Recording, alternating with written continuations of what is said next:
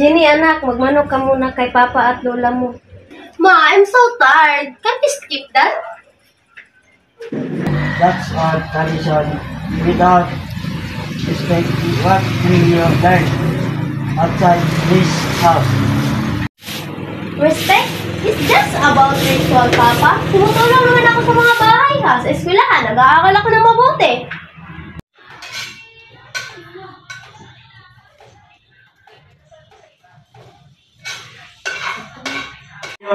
Your children forgot many for thee will forget us too.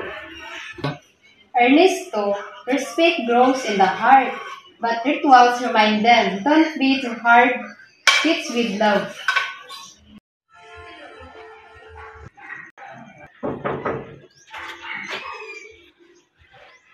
Ate, look. This was Lola's birthday. You did manage for that day. And everyone smiled. I just like feel Papa doesn't see the other ways I respect him.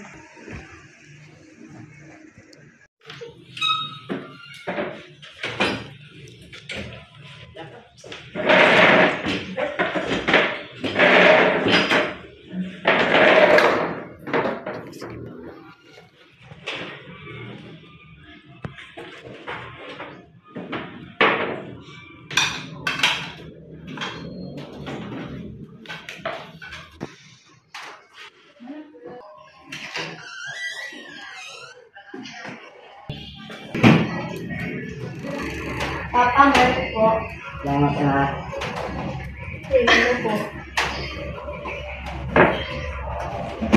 I always respect you in your way and in mine.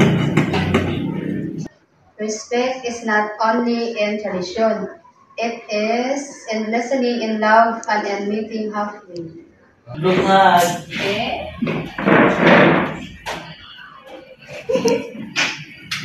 Respect is not about choosing between old and new.